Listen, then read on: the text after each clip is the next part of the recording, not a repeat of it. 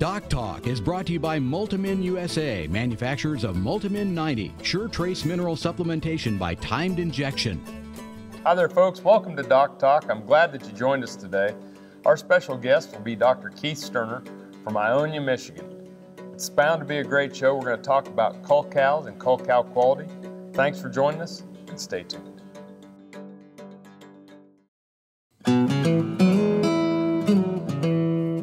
Jason Lewis. I work here on Division Ranch, north of Strong City, Kansas. We run 500 head of mama cows. We started using Multimin about a year ago. We didn't have any problem with health that year. Didn't have to doctor near as many in that pasture. Just the overall appearance was a lot better. And I liked it so well, we'll start using it on everything.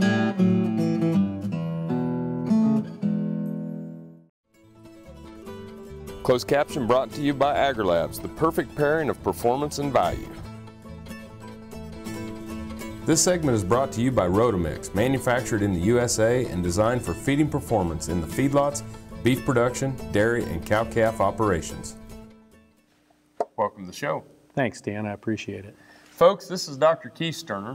He's a veterinarian from Ionia, Michigan, and he's recently retired, but you're still not divorced from the veterinary profession, still active, doing a few things, inventions and consulting, and that's right. Enjoying it. I really, truly am. It's as much fun or more fun now than it was when I had to get up every morning and go stare at the south end of northbound black and white cows. Well, we're tickled to death to have you here, and thanks for taking the time to spend with us. You're entirely welcome. We're going to talk about cull cows, and specifically cull dairy cows. Right. And you know, it's a topic that hits the media. It does, and unfortunately, we on the dairy side of things have not focused about the impact that cull dairy cows have on the entire image of the beef industry. Because as you know, every dairy cow, when she's done with her career as a dairy cow, gets to see the career counselor at Burger King and has a second career in the beef industry. Absolutely, and you know, I think that you know, when you see the people have a hard time, a consumer has a hard time differentiating a dairy cow from a beef cow, because most of them are depicted as dairy, you know, the Holstein breeds. That's right. And so to the consumer, it's probably more similar than what it is within our industries. A lot of our dairymen are fond of saying that once the hide's off, they all look the same. Yep, and that's true. Yeah. And so when we start to think about cull dairy cows and that, what percentage would be a typical culling rate on a dairy? A well-run dairy, if they have a good reproduction program, will have to remove, one of two things has to happen. They remove 33% of their herd a year, or they wind up expanding, and both are true in the dairy industry today. Two words summarize the dairy business: fewer farms, larger farms. And so some farms are always looking for additional replacement animals, but those that are staying constant in size will have roughly a third new animals coming into the herd each year. Okay, so if a third new are coming in, it means 33% are going to leave. Yep. That's right. And you know, we're about a minute from the break, so I don't really want to get into the reasons yet of culling. I think Sure. that'd be a great segue into our next segment. But you know, do these cull cows, are all of them going to slaughter, or do some of them go into expansion herds, or most of them go into? The vast majority go to slaughter, but there are some certainly that get sold for dairy, and there's an opportunity for dairymen who are moving cattle either way as a profit center for that dairy, if they're careful about what they do. Cool. Well, it's a great topic. It's a timely topic. Glad you're here. We're glad that you're watching. Thanks for watching Doc Talk. After the break, more with Dr. Keith Sterner. This segment was brought to you by Brute Cattle Equipment, makers of the Brute Stealth Hydraulic Chute. If the chute fits, swear by it. Visit our website for more information. And by Lalaman Animal Nutrition, dedicated to the development and production of natural and differential solutions for animal nutrition. Beef producers need a practical choice when antibiotic therapy is required. More than ever, they are reaching for non-prescription Noromycin 300LA from Norbrook, specially formulated to produce sustained antibiotic blood levels up to 4 days in cattle. Noromycin 300LA delivers economic, broad-spectrum disease management for pneumonia, shipping fever, pink eye, wound infections, and foot rot. See for yourself why Norbrook's Noromycin 300LA is the practical choice for your herd. Got cattle? Rotomix manufactures a complete line of energy-efficient rotary and vertical feed mixers for feedlots, beef production, dairy, and cow-calf operations. Our mixers are available with the patented Generation 2 staggered rotor, the industry standard for feeding wet rations that include wet distiller's grain. Made in the USA, Rotomix mixers are designed for feeding performance that American cattlemen and dairy producers have come to expect. Rotomix, proud to offer a better mix in less time using less fuel. Join the team, the Beef Quality Assurance Team. Getting BQA certified shows you're committed to practices that produce the highest quality beef in the world. And by visiting BQA.org, you can take the online certification course at a time that fits your schedule and from the comfort of your home or office. You'll also find lots of helpful tips on improving animal health and animal handling practices. Get certified, BQA certified, because it's about doing the right thing. Visit BQA.org today and become a member of the BQA team. In the springtime, cattlemen need to be thinking of preventing important diseases like pink eye. Pink eye prevention includes management factors like good fly control, pasture management, along with a good vaccination program.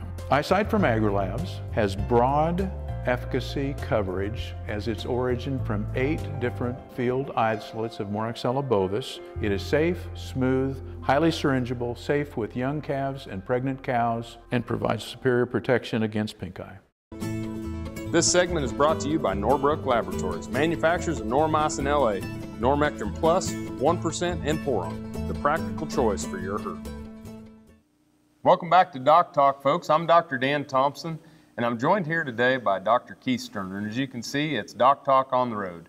And Dr. Sterner is from Ionia, Michigan, who is a recently retired practitioner, but very engaged with the beef industry. He's been a leader in the dairy industry, in dairy veterinary medicine for the American Association of Bovine Practitioners, and it is my pleasure to have him on the show.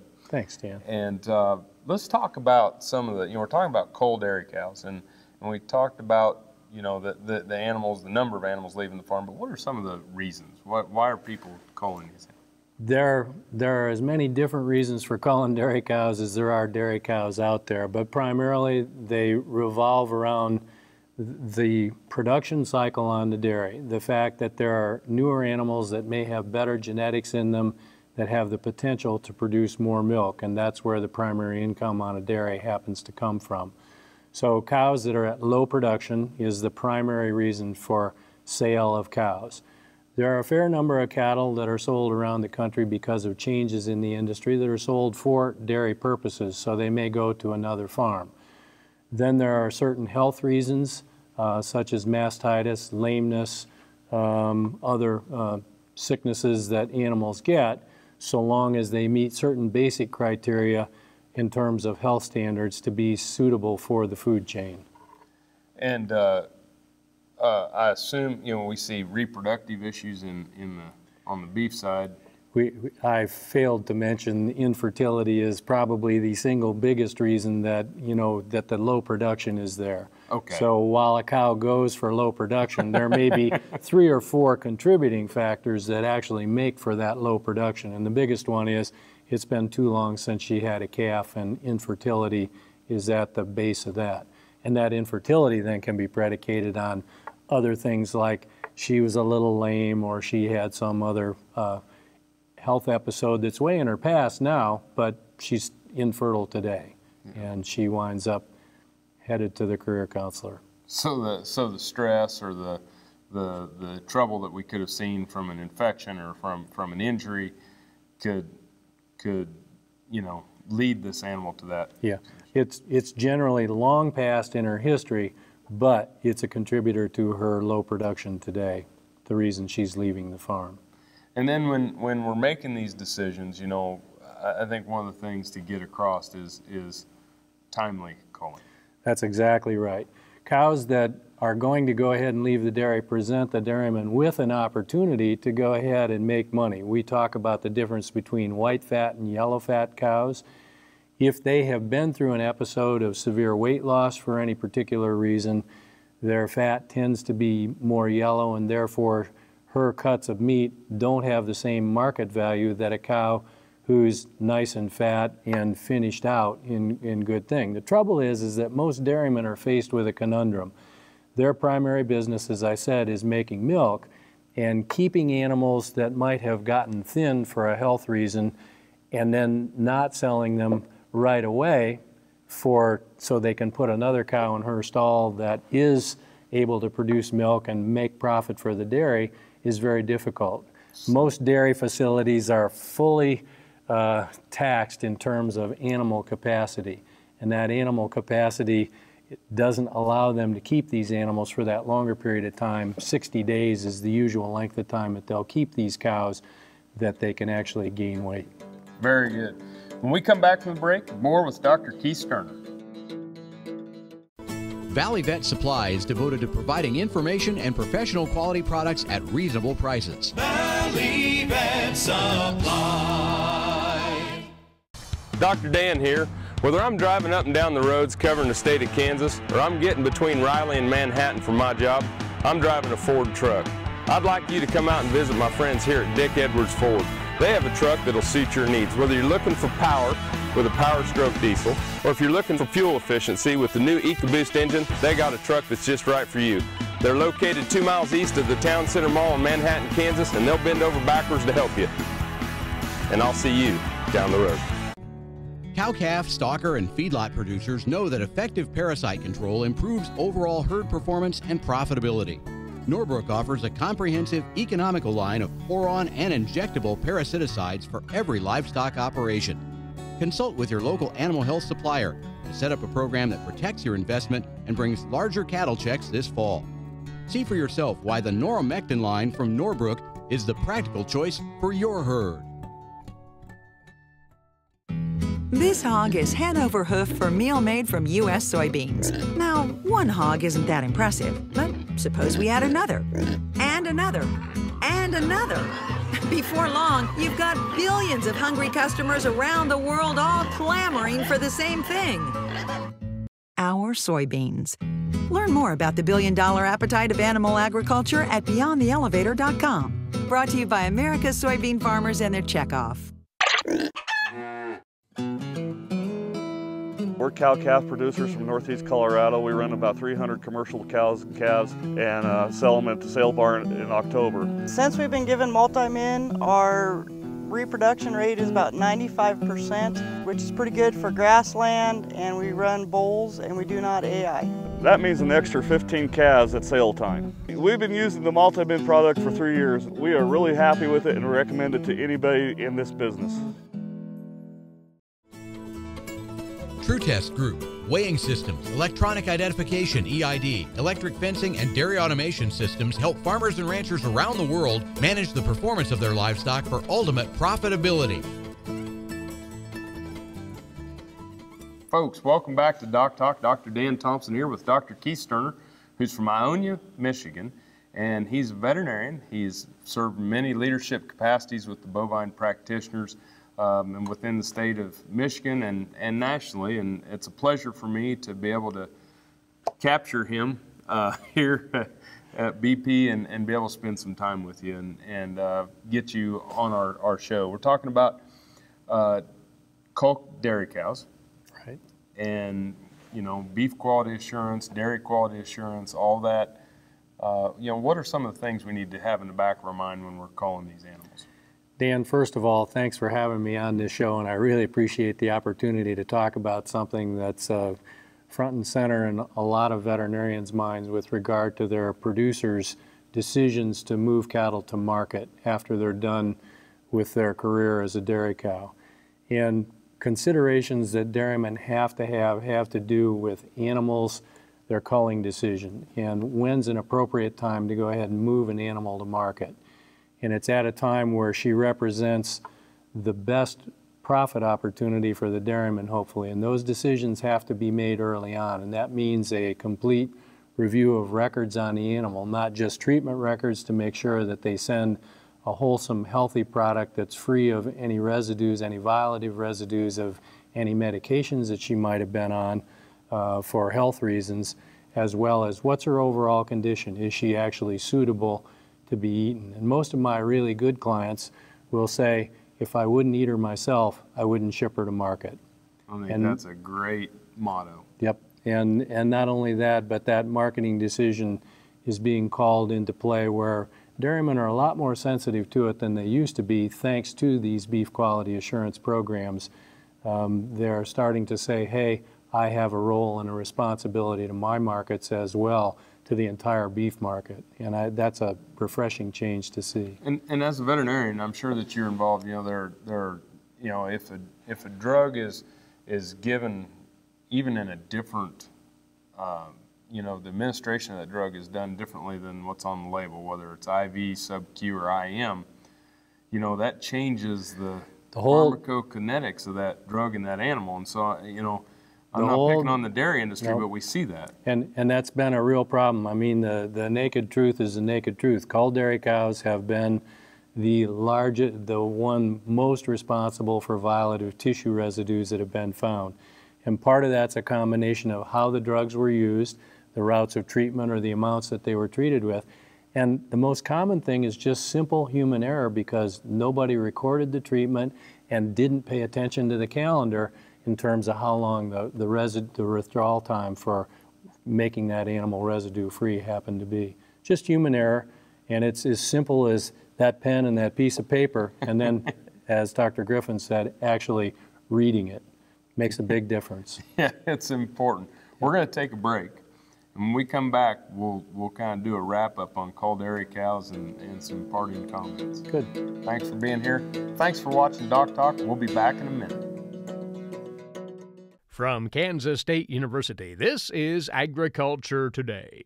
New data out of several Plains states suggests that the actual growth improvements in commercial cow herds has been very modest in recent years, and a guest speaker at K-State's recent beef conference, Oklahoma State University's Dave Lallman, reads this to mean that more emphasis should be put on efficiency in cow herd production. Those three different data sets actually show very little to no improvement in calf weaning weights in commercial cow-calf operations. So the context there, I think, is operations that operate with low inputs. They don't spend a lot of money on, say, supplement or try to minimize hay feeding and so on.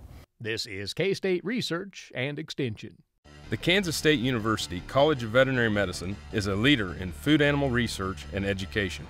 Our researchers are constantly expanding the knowledge of animal health and food safety. Through the Veterinary Health Center and the Kansas State Veterinary Diagnostic Lab, we provide practical services for animal producers.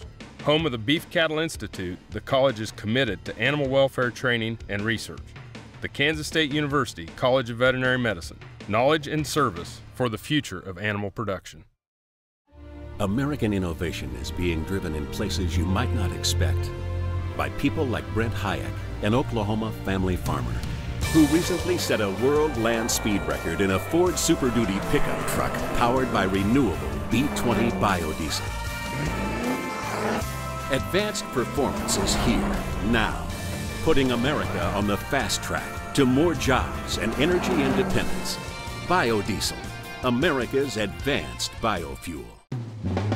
Hi, I'm Kevin Ochsner, host of NCBA's Cattleman to Cattleman and Colorado Rancher.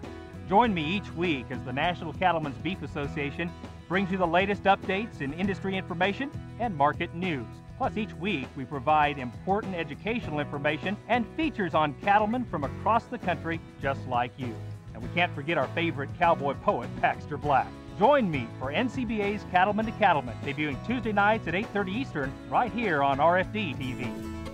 This segment is brought to you by the Beef Quality Assurance Program and the Kansas Beef Council, improving animal care and beef safety for more than 20 years. Folks, welcome back to Doc Talk. I'm Dr. Dan Thompson, and pleased to have joining us today Dr. Keith Sterner, who's from Ionia, Michigan, and he's a bovine practitioner, dairy practitioner, and we've been talking today about culled dairy cows. We sure have. And when we talk about cull dairy cows and the consumer and the producer and cows and people, where are we headed in the future? The landscape that dairy producers live in today is vastly different than it was even 10 or 15 years ago. We live in a day and age of instant communications, the internet, everybody's got a cell phone with a camera on it and so forth. So anytime somebody feels wrong, it seems to make both the news via the internet and mass media. So most dairymen today are very sensitive to the fact that what they do on their farm can and does impact an entire industry. But I take great solace as a veterinarian with the clients that I've worked with over the years, and they tell me, Doc, the first thing that I want to do with my livestock is we eat the products that we produce. I feed my kids, I feed my family, and many times employees get shares as part of their compensation for the work with what they eat. And if I wouldn't eat it, I don't expect anybody else to either. And you know, regardless of the fact that dairymen are in a business to run a business so that they can stay in business, they are still stewards of their livestock. And they understand the cycle from birth until that animal is sent to slaughter or to another operation.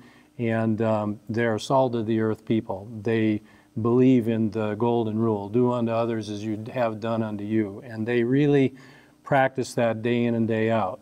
And like any profession in the world, there are some who fall outside that norm, but the vast majority always try on a daily basis to do the right thing and take great pride in the quality and safety of the products that they produce.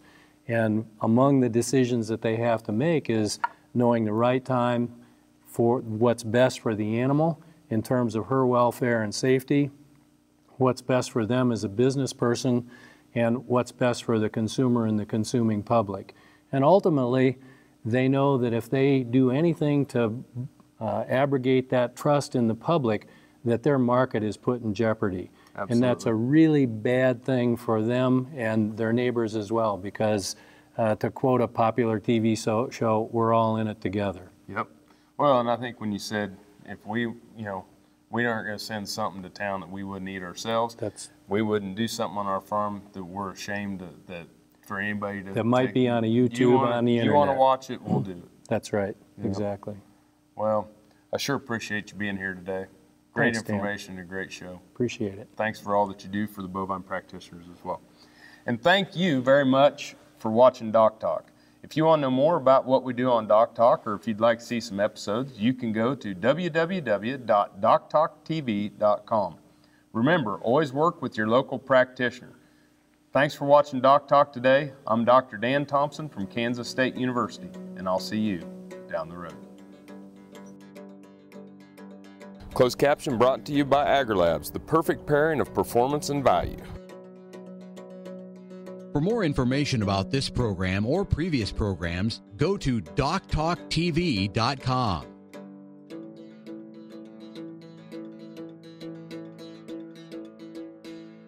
DocTalk was brought to you by Multimin USA, manufacturers of Multimin 90, sure trace mineral supplementation by timed injection. My name's Tim Todd. Along with my wife Chris, we own and operate Green Mountain Angus Ranch out of Rygate, Montana. We've been in the Angus business for about 30 years now. We sell about 350 bulls a year. We have a production sale in the fall, the third Friday in November, and we have a private treaty sale in the spring. We've been using the Multimin product for about 7 years now. We started using it off the recommendation of our embryologist. He suggested that we give our recip cows a shot prior to putting embryos in. We had a real good conception rate that spring, and we've been using the product ever since. This area of Montana can be a little deficient in copper. That's one of the three main minerals in Multimin, and so with that we brought our copper levels in our cattle up to where they need to be. We've seen an increase of 5 to 6% in our conception rate in our AI program. You start getting 30 to 40 more AI calves in a year. We're showing a huge return by using the product in those regards. We give our cows a shot of Multimin pre-calving for the immune system of the unborn calf. She will transfer the minerals into the unborn calf through the blood system. When the calf is born, he has a high level of mineral in his liver, which will help with his immune system. In our particular operation, we lease a lot of pasture, so it's real important for these cattle to stay healthy. We don't get the opportunity to check them like we'd like to. The least sickness, the least foot rot we have, the better off we are. So with the use of multi-min, that's two of the big benefits we've seen. Healthier cattle, less maintenance.